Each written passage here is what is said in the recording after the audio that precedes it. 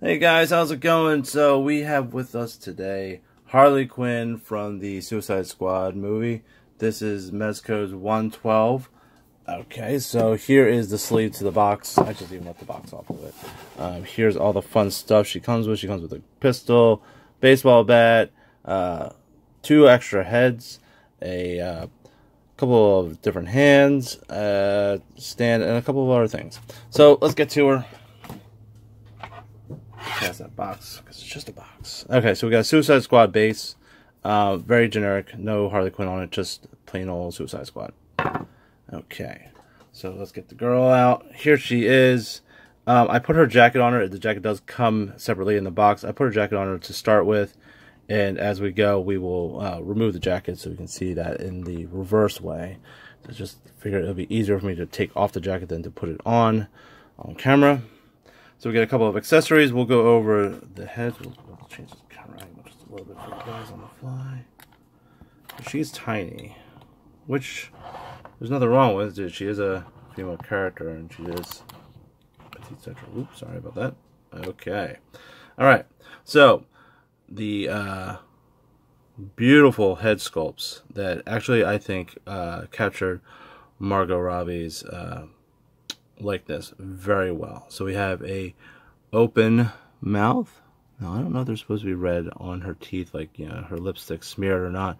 But if that is true, that's pretty cool. If not, that's a paint blemish. So hang on for a second. I'm going to put her I'm going to put her head on a poster here for a second. Let's just take a quick peek at the back of the box. See if there's anything on there. No, I don't see any redness on the teeth on the back of the box, so that's a paint blemish. But it actually kind of works. It's like almost as if her her lipstick got smeared. The second one, which is I absolutely adore, is the bubblegum look, which I think is really cool. They pulled that off very well.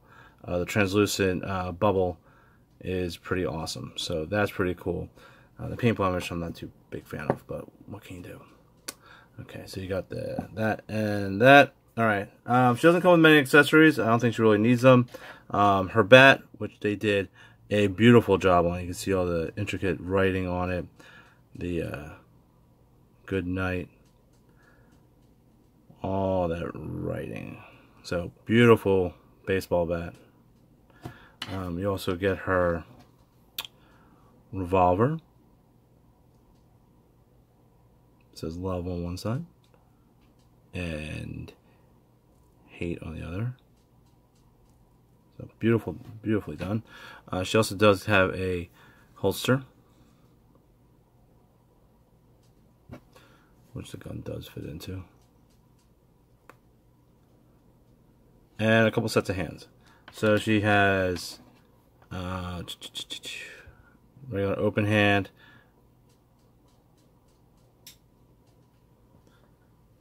a trigger hand, as I like to call it,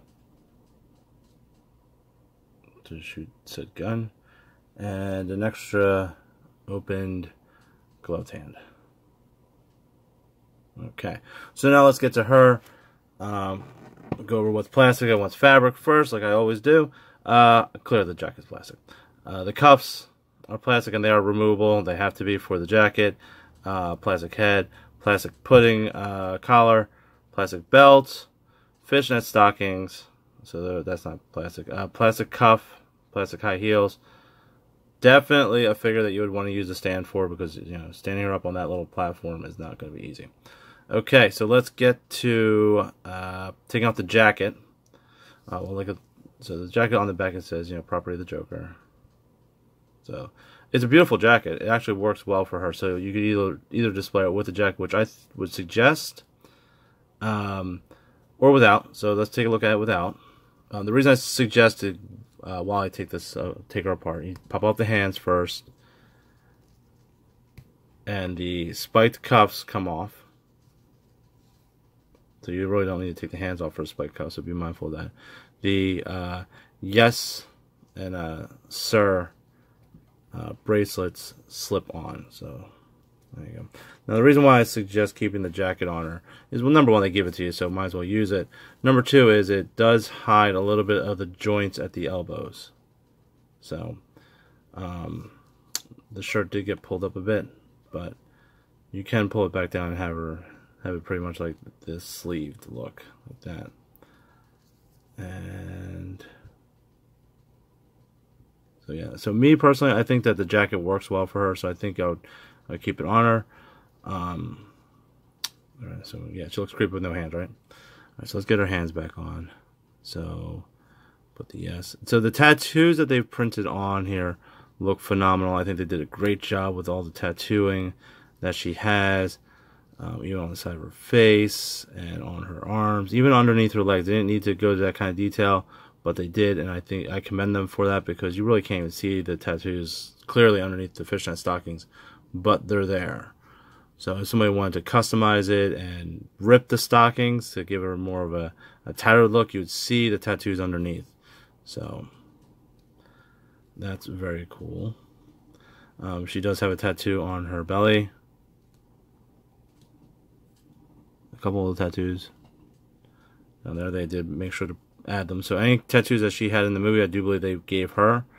Tattoos on the back. I'm watching. Cute. Alright, so let's get the cuffs back on. Get her back to... This is how she comes in the package. So when you open up the package, this is how you get her. So I guess we should try on the holster. So it goes on relatively smoothly, I guess. That was one of those deals where you basically have to put it on at the beginning of the arms. Turn them inward. And slip this sucker on. Yeah, those cuffs are going to be a little bit of a pain. I don't know why they made the cuffs. Yep, there it went. Why they made the spike cuffs like open. But they did. So be mindful that they could come off. So the holster itself, I'm not a big fan of the holster. Just because I think it's too big. No, I don't know if I'm crazy or if I put it on the wrong side. I don't think so. No, that's the way it goes. It just seems a little cumbersome under her arm. So I would not suggest using the holster. I think it takes away from it. So yeah, I would keep that off. This piece here is what makes it too cumbersome for it. So it makes it difficult to move her arms in range. So yeah, keep that off is my advice. So overall, decent figure. I wasn't a huge fan of the movie, to be honest. So there's that. So anyway, sorry for the little jump cut there. Daughter popped in and said hi. Anyway, overall great figure. The likeness, I think, is astounding. I really love the look of her. They really captured the likeness of the person. So that is top notch. The jointing is interesting. I didn't mention that it's single joint. And I think that's just because it's a female buck. So I think that putting the double joints in there would be a little bit more difficult and make it a little bit more bulky. Overall, a great figure. If you're a huge Harley fan of Harley Quinn, I do believe you would probably want this one. I don't think she's that hard to find. I don't think she's sold very well. Overall, I think it was. I think the movie really had a lot to do with that. But she is a fan favorite, and overall, I think if you are a fan of Harley Quinn, you could have just her in your collection and be happy. Especially with, come on, that's awesome. That looks great.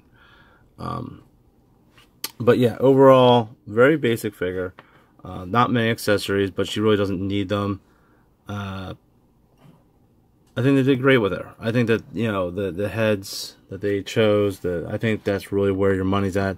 Is that you have 3 different Harley Quinn looks to give, and overall, that's what you're really buying. So I think that this is one of those figures that you're gonna find a pose or a look, and you're just gonna stick with it, and that's that. The rest of the stuff will probably stay in the box. decent figure. Like I said, if you're a huge fan of Harley Quinn, I would definitely suggest getting it. If you're on the fence, probably not. So, yeah, that's all I got for Harley Quinn Suicide Squad. There you go, guys. Enjoy.